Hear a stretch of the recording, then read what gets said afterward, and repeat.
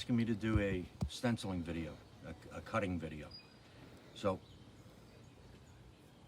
this is going to be our first video, so bear with us a little. I just wanted to mention some of the tools that I use. This is an X-Acto knife with a number 11 blade that I ground the top edge down with my Dremel tool so that I can make narrow circle cuts. This is just a standard dental tool that I use for pushing the cut greenware out of the piece that I want to keep.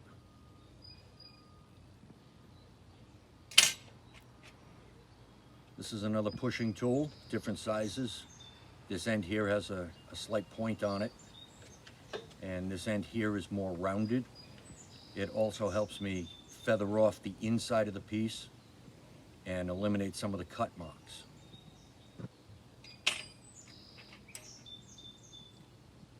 This is a flat angled pushing tool that I use to push the cut greenware into the piece and then take it out the bore hole. This tool here is actually a manicuring tool. It's for making dots on fingernails. And what I use it for, I use it for transferring the image from the paper onto the soft greenware.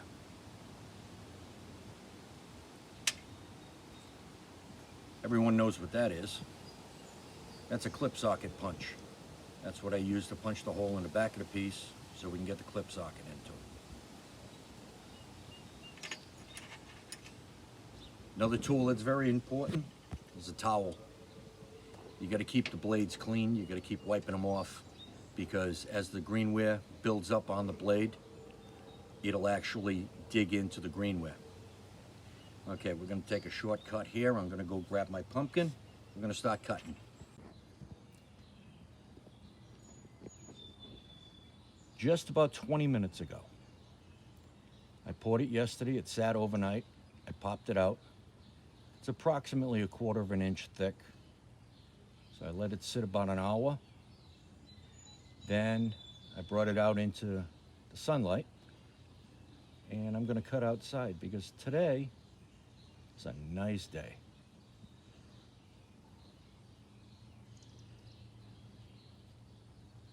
And you'll notice I'm making short strokes around the letters, and then I go back and with a little more pressure, I just follow and smooth out the stroke marks. And I try to leave the paper stuck to the greenware so that it doesn't move. What I used to do is take one of the pin tools and on a pot that I'm going to cut out, push the pin right through the paper into the greenware just to hold the paper in place. But I've noticed if your timing is right with your greenware, the paper will actually stick to the greenware. Like everything else with ceramics, it's all about the timing.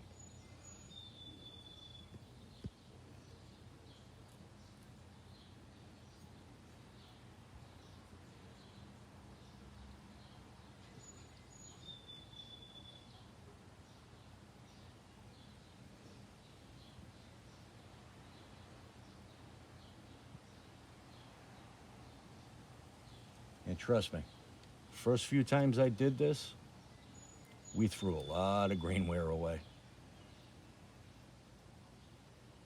But after a while... Go. Okay.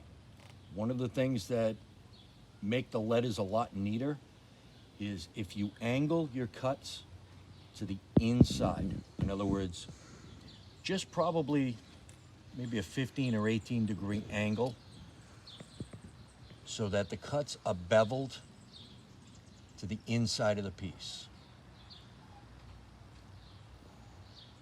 Just like that. See the angle of the knife? It's not straight into the piece. And then when you're doing the down cuts, Can't see. do the exact same thing in the opposite direction.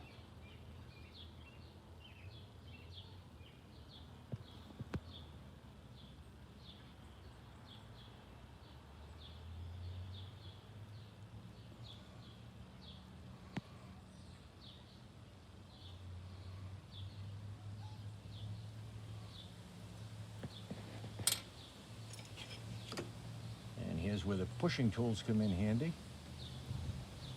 And you just pop that piece right back there, just like that. Slight pressure, you'll feel it release.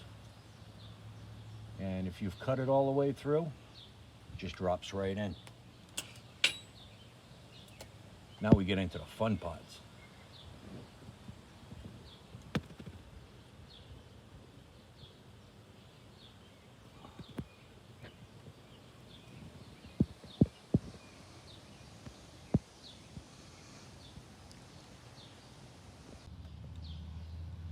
Explain what you're doing.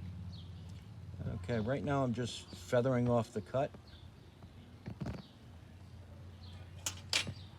Because when you bevel your cut, this leading edge that you're looking at is very, very thin.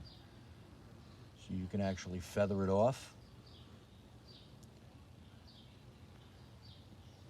And then when I have it cleaned, hit that with a little bit of a water and vinegar solution, cleans it right up. And that's the first letter. Now we're gonna do the tricky one, the E, because there's a bar up here that you have to keep in place to keep this piece of the E in place.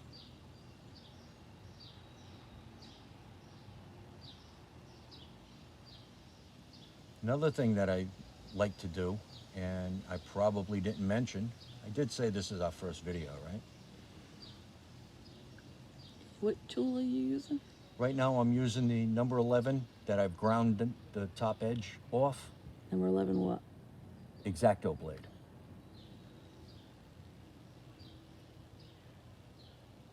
If you start on the inside of the letter and work your way to the edge, I found that it makes it a lot sturdier because you're not cutting this part, you're cutting the inside of the letter. So the less cutting or the less movement you have to that piece, the stronger the piece is. Now I'll go to one of my flat pushing tools and just start to push the letter out. Make sure that it's cut all the way around.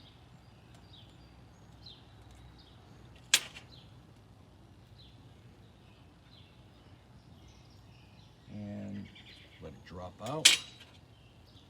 Come back, feather it off. Okay, now if you can get a close-up on that, Dale, right there, there's a little extra. I'm gonna show you how to take that off.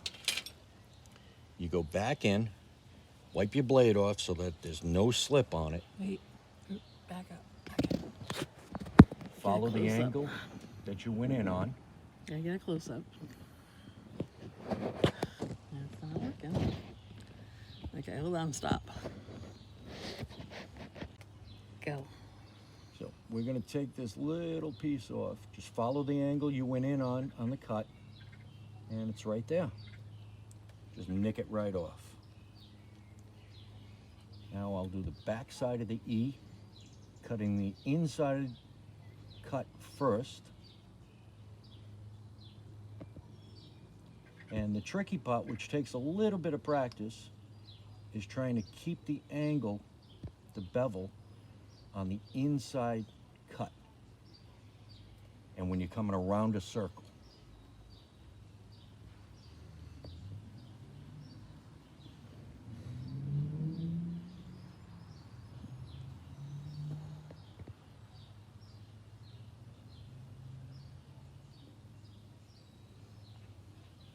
And remember the bar that I talked about to hold the center of the E in? It's right there. That's where we're ending this cut. Okay. All right, so now I'm going to press out the inside cut on the E, and it just drops right out. And I ended up nicking the E because I'm used to sitting directly in front of the piece. That's another thing that's very, very important. The more comfortable you are in front of the piece, the easier it's going to be to cut. Cut the bottom of the eye, then the top of the eye. And I'm going to go in, cut on that angle, come up on this angle.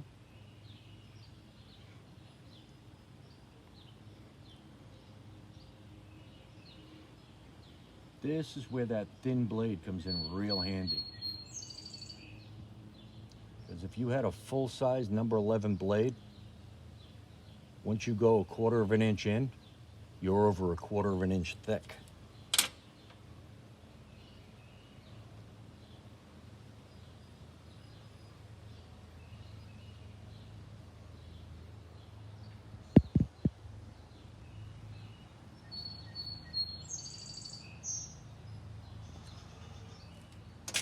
And believe it or not, all these tools that I use, you can buy on Amazon, and they're really not that expensive. I believe I spent $12 for the traveling dental kit, and there were really no modifications that I had to do to these tools that came in. The only tool that I modified was the X-Acto knife. And that's 3 letters so far. All right, so we'll let you do the rest of the letters, Dick, and we'll come back to the video. Okay. Okay. Now I've got Hanley, my nephew, successfully cut. The other thing I did was I went in the back and I punched in the clip socket hole. Show them how to do that. It's, you turn the piece around, starting from the bottom. Can't see it. Oh, sorry. Starting from the bottom, just twist it in.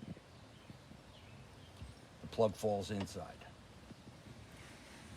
All right, now as I promised, I'm going to cut a stencil over Hanley's name. I'm thinking right about there.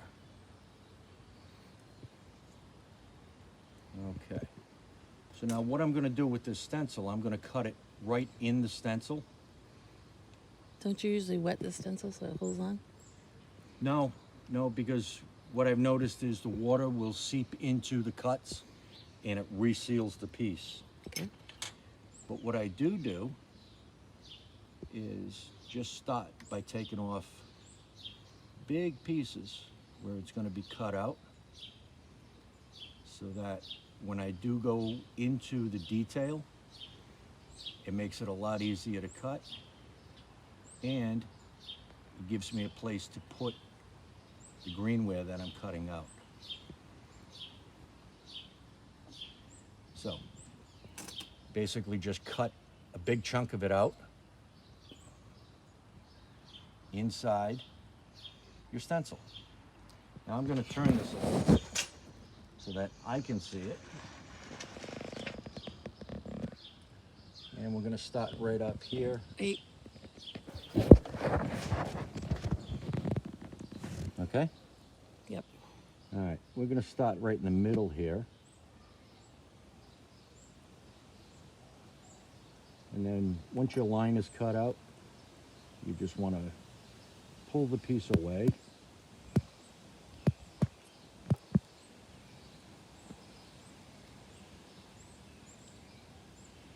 Again, keeping a slight bevel to the inside, and don't be afraid to make relief cuts as you're cutting around.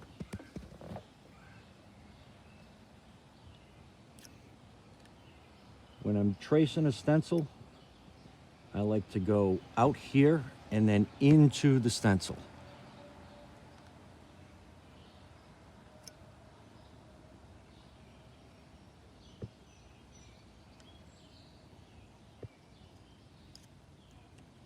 Now remember, when you're going to reposition your hand, you need to hold the stencil in place. And if you miss a little piece, you go in and clean it up.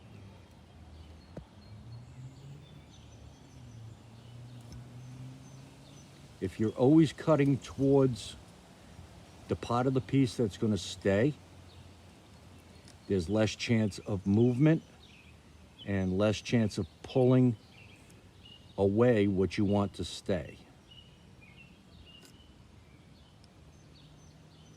Now if you notice, back up a little and check, make sure your stencil is lined up. And then go back in and do some more cuts. Let's relief this big piece out of there.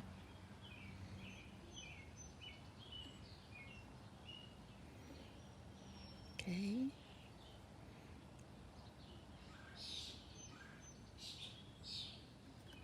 Stop. Okay, what I'm gonna do is I'm gonna cut another bat here and one on the other side just to finish it off.